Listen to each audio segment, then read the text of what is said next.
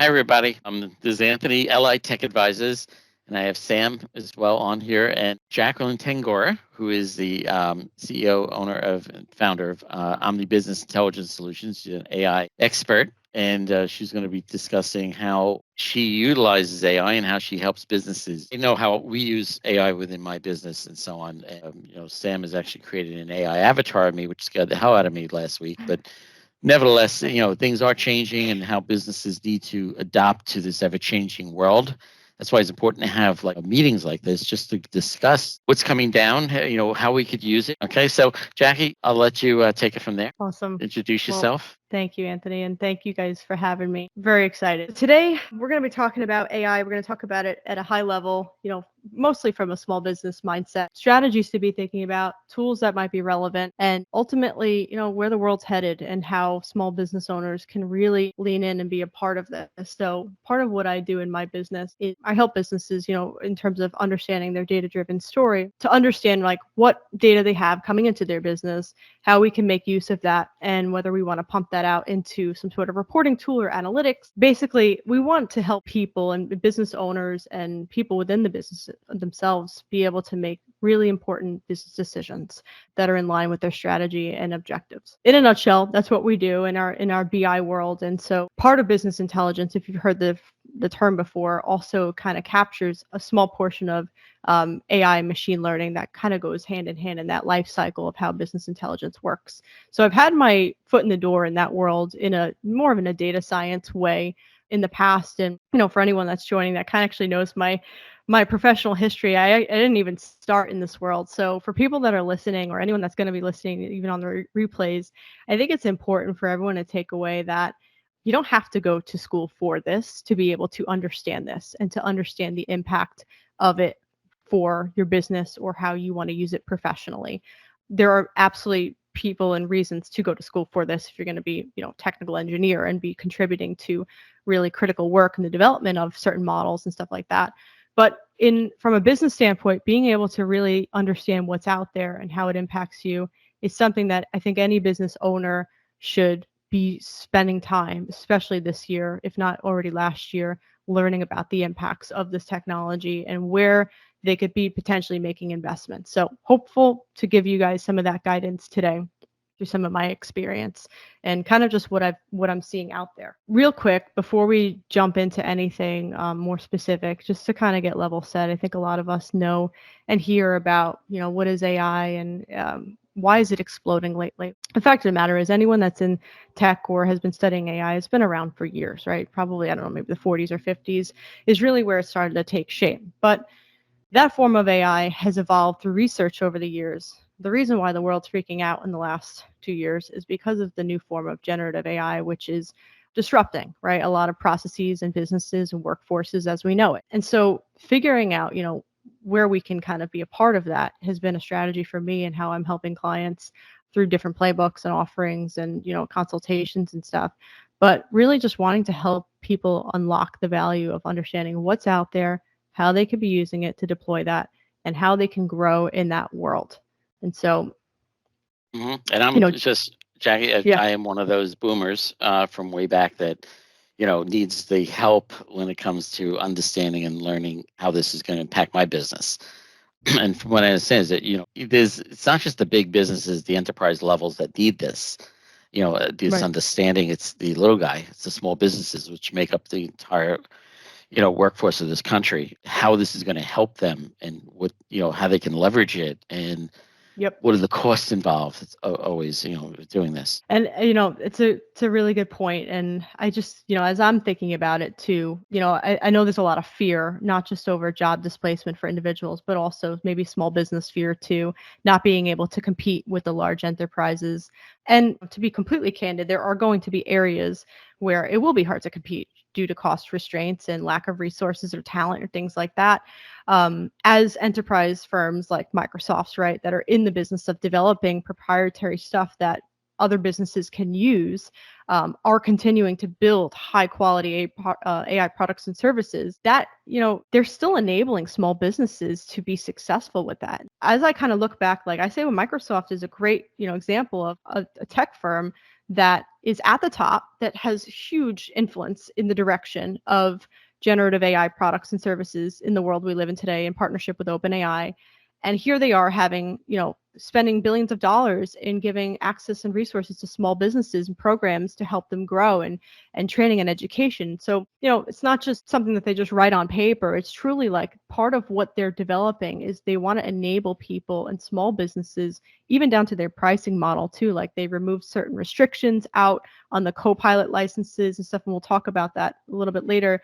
But they're really trying to help all businesses that want to use this technology be able to use it and to thrive, because anyone that understands how businesses work know that you're going to enable businesses to grow at a faster rate with AI adoption.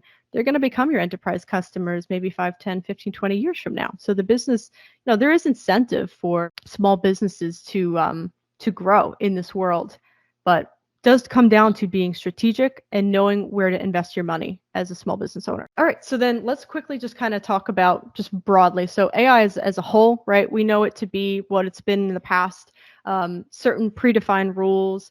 A big example, people say is computer games, or the chess games, things where that there's certain logical pathways to get to where you want to be.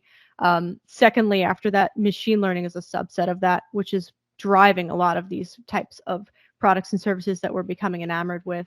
That is simply, I think a lot of us watch probably Netflix, is being able to come up with powered recommendations based off of your previous history. But the big one that is driving all of the complexities involved in generative AI products for small businesses and enterprise businesses is what's called deep learning. And that's the technology that is really making people wake up and realize this is not just mimicking human intelligence.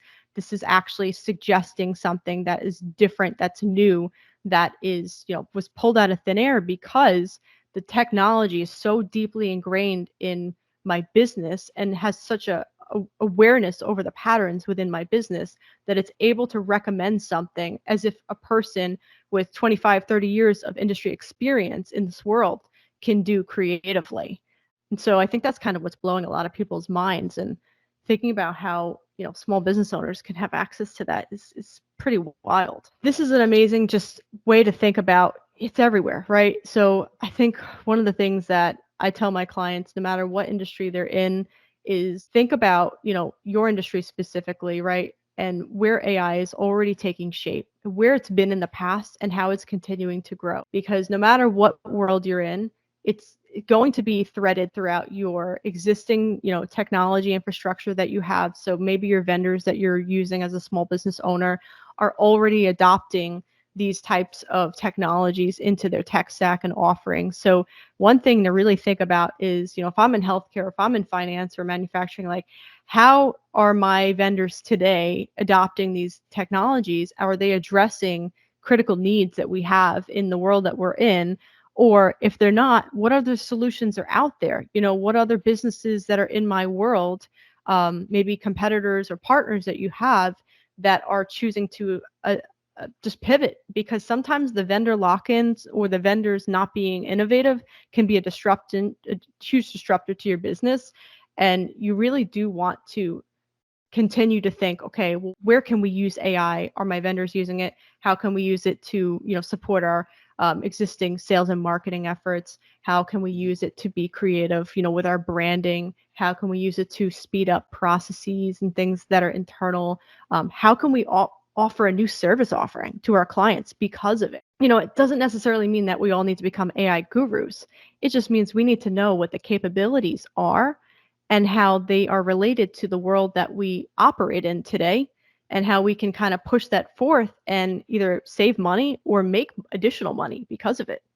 Yeah, I see that also firsthand. Is that even like instead of again, this is part of like from the human-centric part, as far as like in some cases replacing where I would have normally hired an employee for. For example, an outside sales rep or a person making cold calls. I was in Right. Phoenix last week, and they demonstrated a AI cold caller basically on stage, and it was amazing. It was like the person interacted with the the AI interacted with the person on the stage, and you could not tell the difference. Immediate responses and so on, and I thought there was actually a person at the other end. So that is like something new coming down. Is that there will be services, AI services like that a small business can utilize, and don't necessarily have to hire a person. The other end of it, it's going to replace a person maybe that does cold calling, and it's going to learn as it goes. So. Mm-hmm. Yeah, and that's a totally valid, and it's a realistic risk that is happening and that's unfolding. Is job, displacement overall. We see, I don't know if it's economy driven, but there's a lot of slashes happening across tech firms now recently, and it could be because of them deploying certain things inside of their business that they might not need personnel for anymore. And so, we kind of can study at the top too and see how they're making different decisions at these enterprise levels as well. But yeah, it's a real risk. It's definitely going to happen. It is happening. And but the reality is a couple of things. If you're in a position where you feel like your job's at risk, even my job too, like even what we do, obviously we do very customized work, but there are components to it, on the analytics side and things like, I went to this Microsoft conference last week in New York City, and they literally demonstrated how just using natural language or typing a prompt into the Copilot experience for Power BI, they could have a dashboard populate like this. Now, is it completely refined based off of every requirement and need that a client would have? Probably not. Probably takes some, massaging and stuff to get to where it wants to be. But the point is, that's data analyst job right out the window. Like that's a data scientist, thinking about how even people in data type roles, developers too, are somewhat at risk. So it's a lot of creative professions, a lot of risks. And so I tell people, no matter what role you're in, the best thing you could do for yourself is to start thinking creatively now in how you can be learning AI skills. So whether it's, prompting skills, understanding, following how it's impacting the world you're in, the unique role you're in, talking to other people, join networks, right? Join networks online, social media groups, go to events, go to these webinars, right? Attend these things, because this is where you're going to get very important information, where people are tapped into different experiences that can share with you maybe tactics you might want to deploy for pivoting, and how you can be strategic in, okay, you know what? I know there's an AI tool out there today that's doing what we do in this part of our business. Maybe we can change our offering to include this messaging and offer this combination so that we can still win work and we're not being completely squeezed out of this market. So, a quick example I have is there's a service online there where people can just simply upload like maybe 100 images of themselves, right? And they could just be, or maybe 20 images of themselves, and the AI will process it and pump out 100. Maybe 10 out of those 100 are even remotely close to what you look like. At that point, you would select those 10, and these are images that you are shown in a very professional light. You could be, in skyscrapers and suits and in meetings with other people, and just really makes you appear a certain way professionally. But then you select those 10, you send it back to the company, and they actually take it to their human graphic design team that will edit and refine it so that it looks exactly like you, and it's not 90% you, it's 100% you.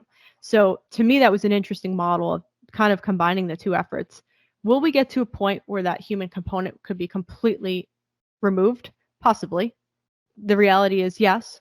But, I also tell people, like, there's so many new roles that are opening too. Like if you just go to ChatGPT or any one of these Perplexity and just kind of research and say, hey, my job's at risk. Here's what I do. And what could I be doing different in my existing role to protect myself from being at risk? What new service lines can I open up? What new AI-related service offerings or changes should I be making to protect myself? Yes, it sounds silly, but like you can ask AI to protect you from AI. It's very interesting, some of the prompts that I try, but sometimes just like the questions we have, doesn't hurt to take it to the AI and ask the questions. Just provide the context. You'd be shocked to see what kind of strategy you'll get out of it. And I'm going to spend a little bit of time on these because I think for small business owners, these tools are really, really important. These are outside of what other capabilities maybe some of your existing vendors are already offering you, right? So if you're tapped into certain email marketing subscriptions, there's like MailChimp, right? There's probably already AI features in there. If you're using Canva, I know it's on here, but I love Canva. They have AI features in their pro version stuff. So like thinking about where you can use it to amplify your brand, right? To augment your presence online, your digital presence, to also be more strategic. Maybe it comes down to sales and negotiation tactics and stuff. What models, what could you be using to be more strategic there? Other tools like that you can actually deploy in-house where they can automate certain processes, workflows using maybe no code type or low code tools like a Zapier or a Copilot to be able to build you certain integrations that you can streamline processes, or having certain things like note takers. So I'm going to start with ChatGPT because it's a given.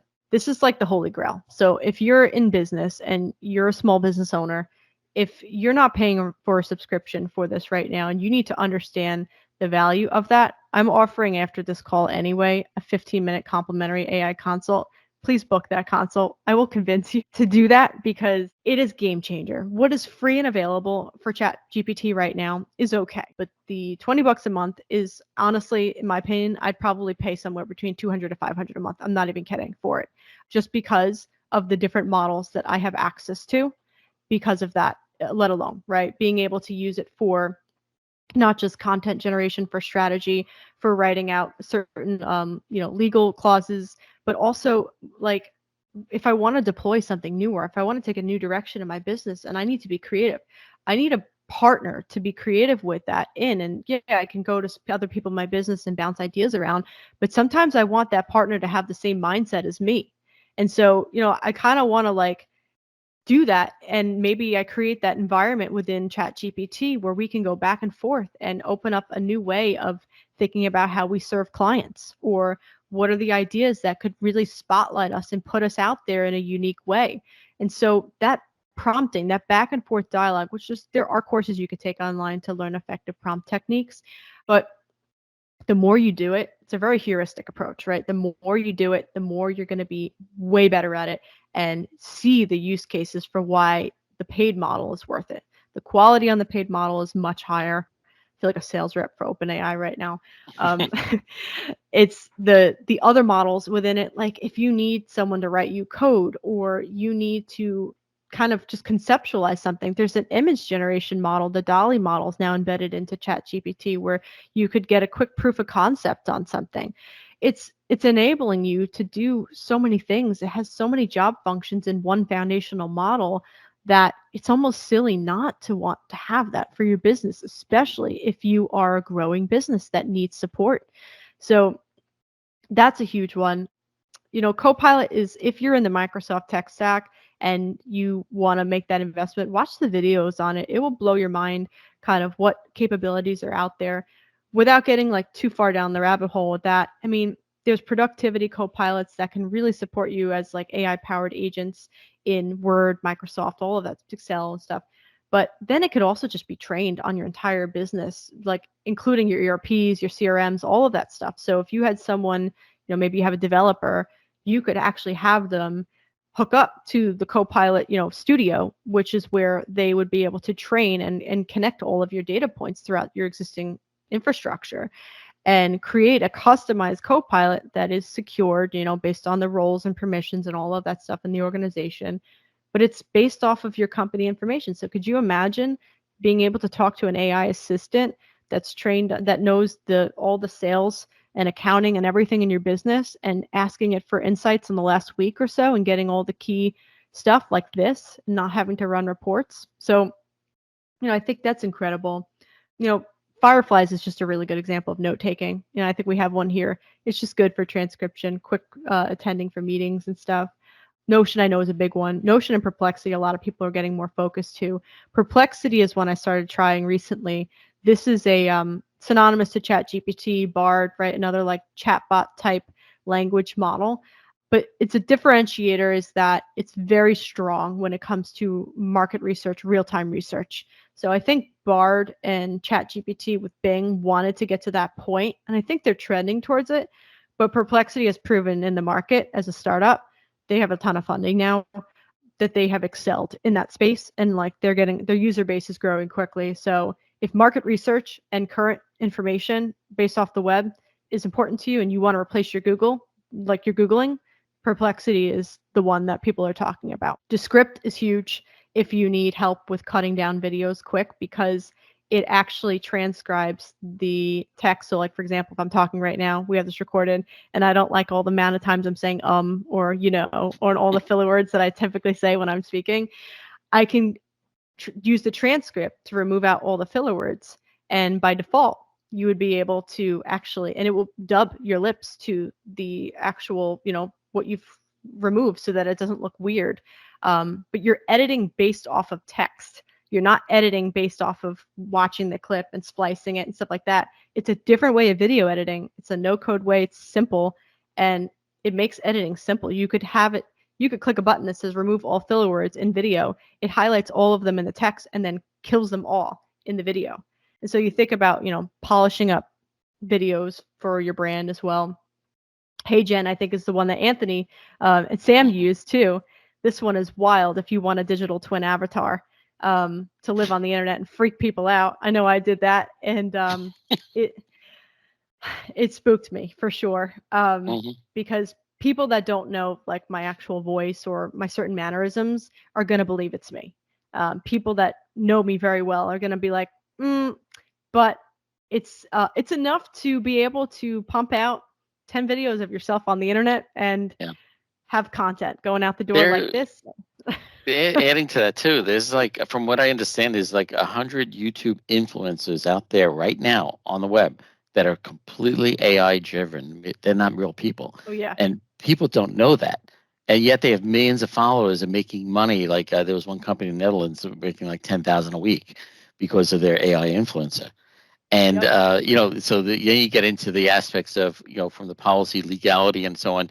Like even with Adobe Images, for example, the images are said that is AI generated. It tells you that. Right. Okay. Yeah. But you wouldn't know it otherwise, other than being told. Now the same thing with YouTube. Is there going to be some kind of legal precedent that says this must be, this is them divulging to us that there's an AI generated avatar? Yeah, and that's a great point, because that's part of like what's on the horizon for this year that's being discussed with regulation and all of that stuff. Is even TikTok too, I think, is saying like it has to flag it as AI generated videos. There needs to be transparency on this topic alone, because if there isn't, I mean, we see how detrimental deep fakes can be to the market, to elections, to things that drive our country or our economy, and to people's brand and their actual reputation as well too. So whether it's images or videos or any of that stuff, there's a process that they're trying to come up with now, whether it comes down to like digital watermarking things, or coming up with ways to flag it.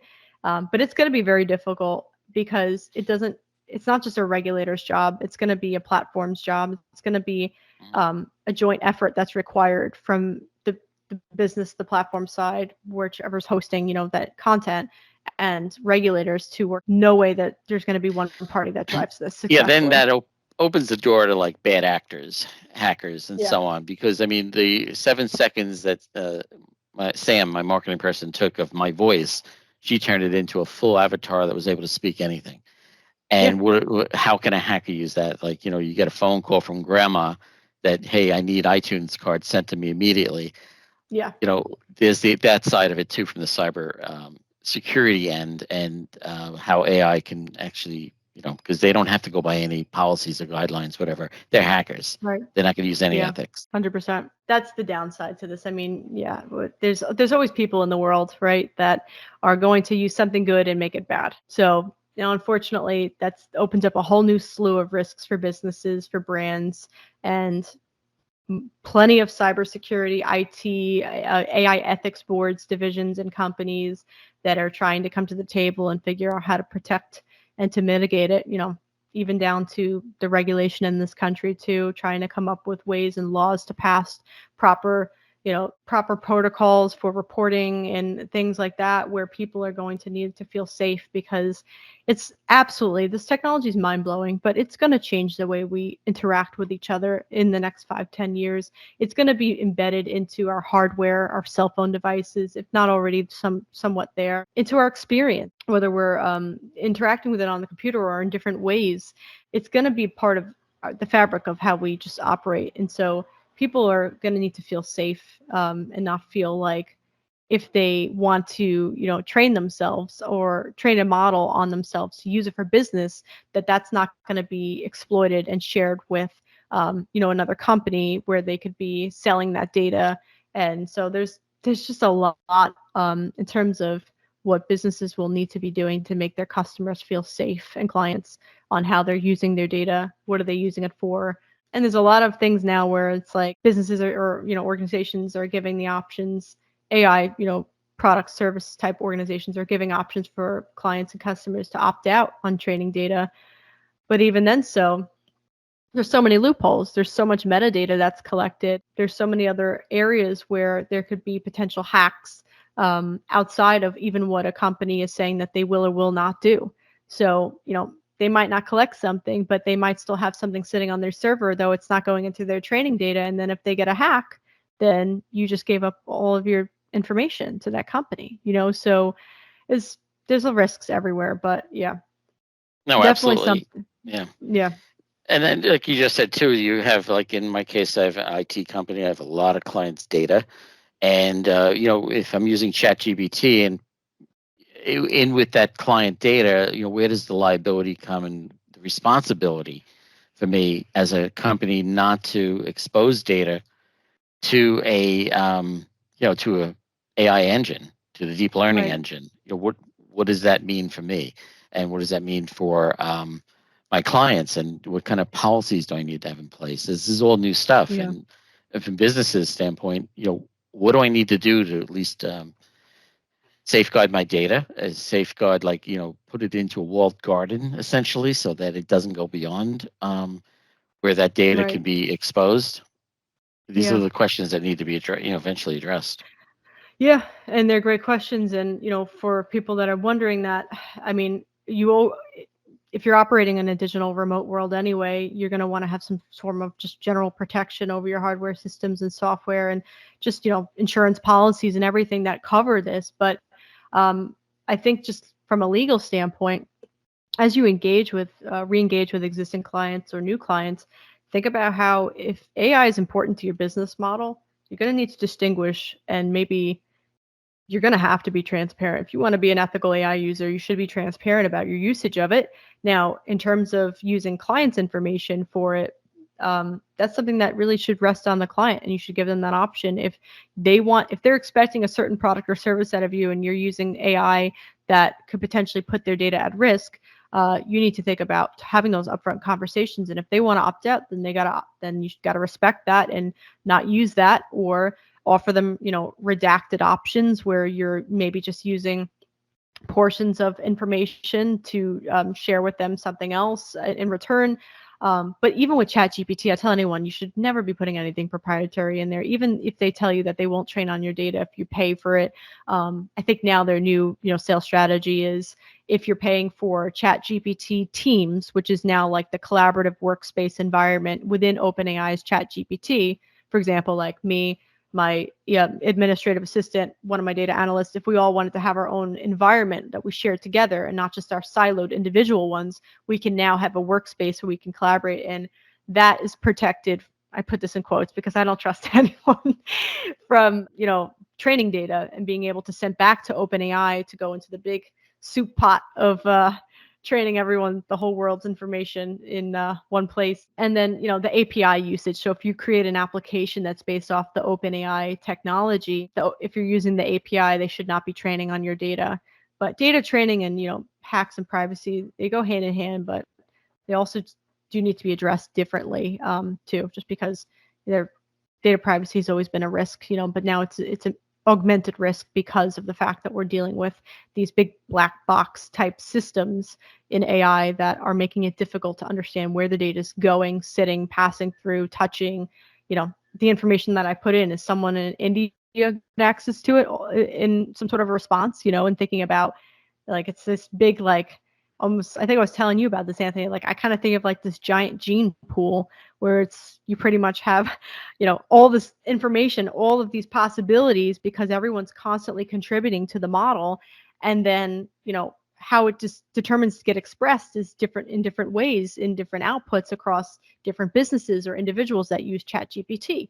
So, is the information you putting in going to be someone else's idea on the other side of the world that uses it? Maybe it might be modified or enhanced or whatever, but, take everything with a grain of salt and be careful with that. Treat it with, like, just assume everything you put in there can be displayed on the internet, and you wouldn't mind people stealing things from you. So yeah, it's kind of, and like, wherever you possibly can, shield it from as far as identifiable information. Like, for example, a while back, I put in some of my own blood work. I asked ChatGPT, hey, I did that and too. now Yeah. analyze this for me, but I took my name off it. It's just analyze this blood work.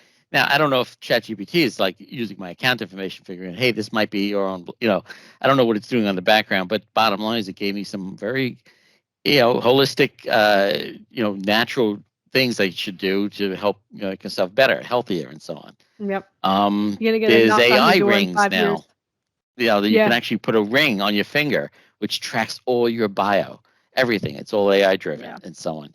That gives you your blood, oxygen count. It gives you your moods. It tracks your sleeping, and it gives you a holistic, hey, how healthy you are with things you need to do.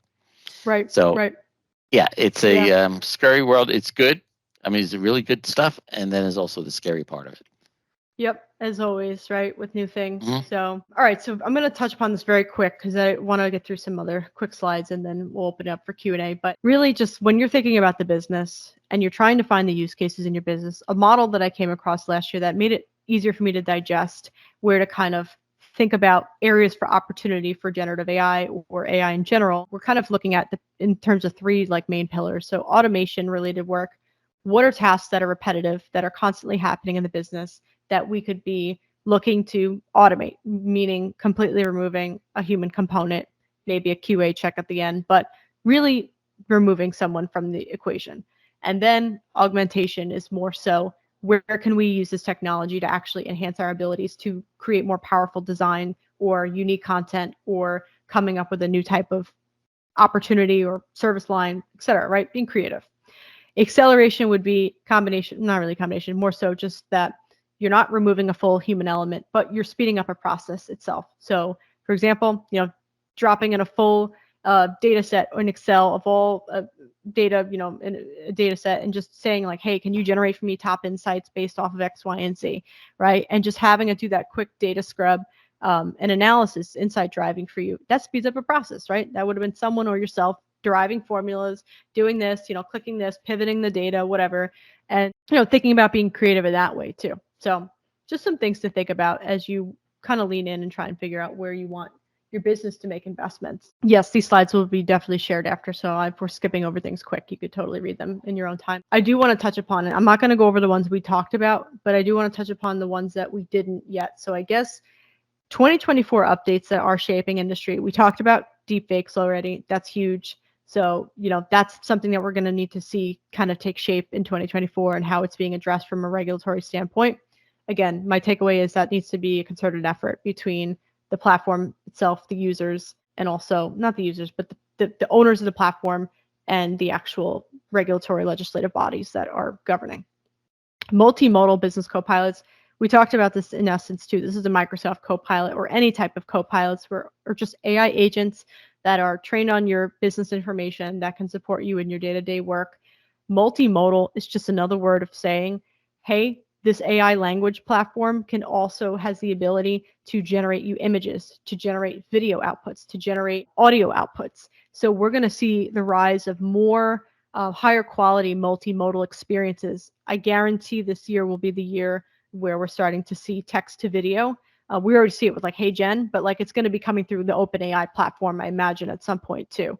So we're going to see more of that, and that's incredibly useful for using it in your business. Text to video, I said, that's already on the horizon. Large language models, Small language models too are really going to be continued to just grow and get refined. Last year was the year that a lot of businesses asked themselves, okay, they said, we want to be a part of AI. How do we be a part of AI? This year is, okay, we know how we want to be a part of AI. Let's deploy it now. And so as they're deploying these solutions in the business, they're going to be looking at refining them.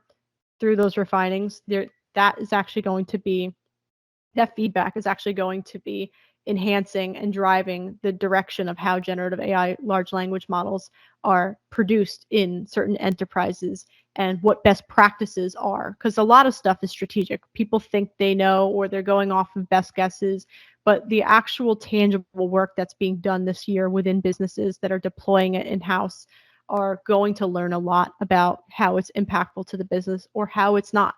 So there's a lot of learning for businesses in that sense.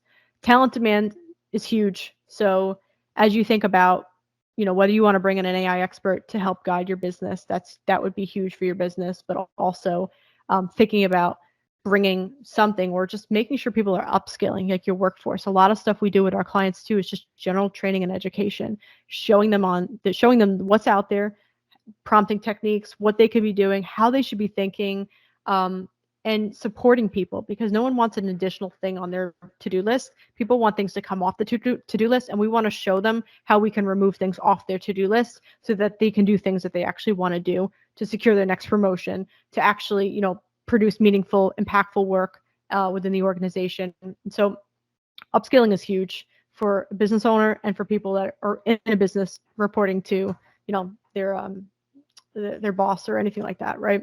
Ethical AI frameworks is huge too. Shadow AI is just another term of saying that there's a risk, and there is plenty of risks, but they're growing increasingly now, of unregulated, unauthorized AI use within organizations. So we're going to see a lot of businesses looking to develop ethical AI practices and frameworks.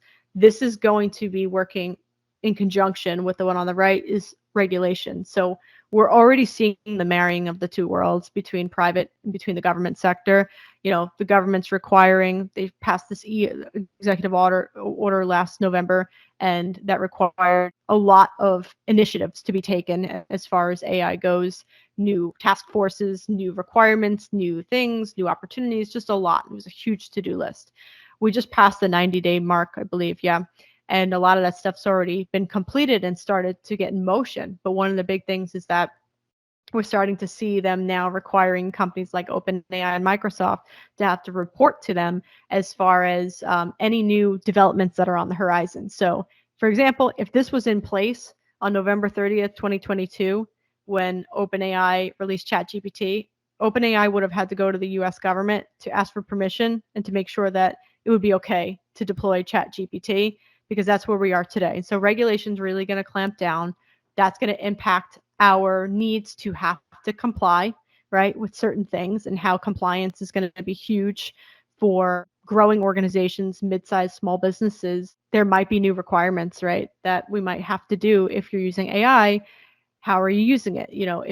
Insurance companies might bake it into their policies now. If you're in cyber, thinking about, well, if you're using AI, are you at risk now because you're using it? And so thinking about getting a full understanding over how you're using it in your business, and understanding that regulation is, it's not just happening at the government level. It's going to be trickling down through your vendors, through, just across everywhere. So just think about that broadly.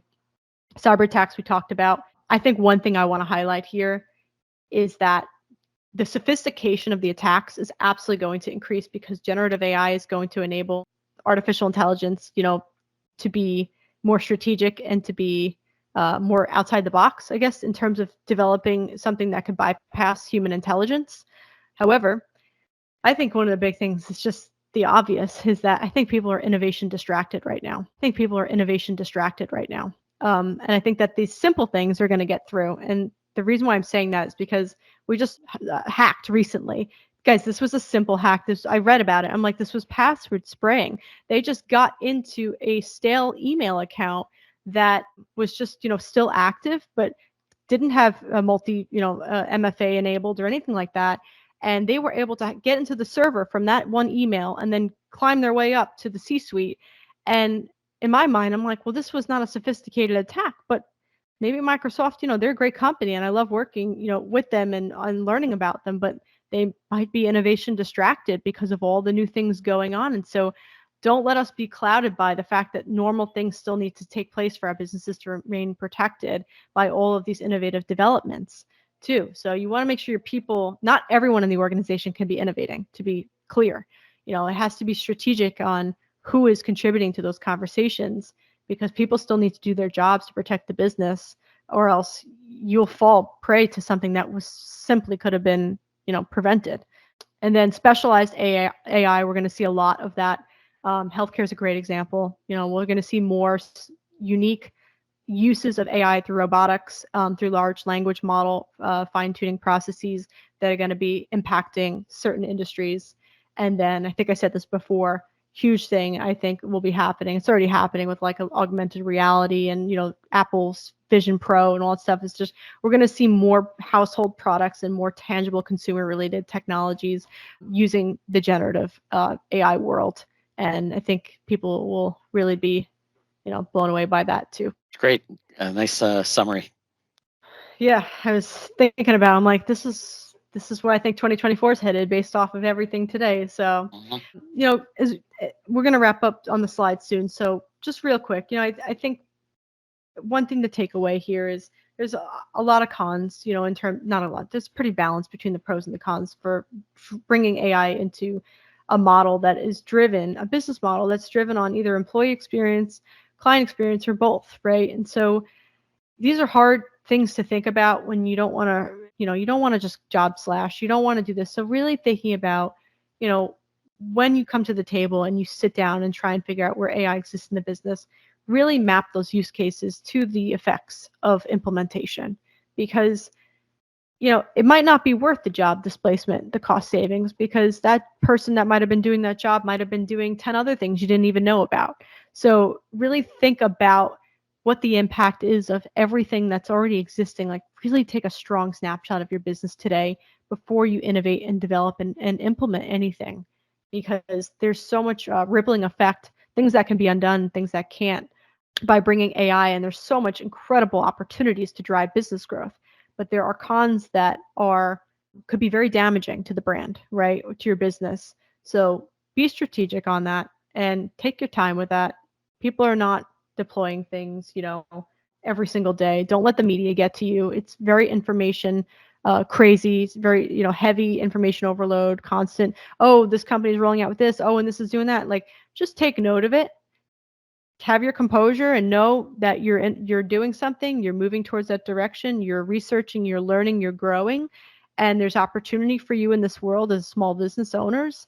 But also, you want to make strategic decisions that impact long-term growth. You don't need to worry about the quick wins, because you're in this for sustainable business. Truly, at least that's what I'm looking for. So I was going to say, no, this is a really good summary of and especially with the small businesses, how they need to, embrace this technology, but also not be afraid of it.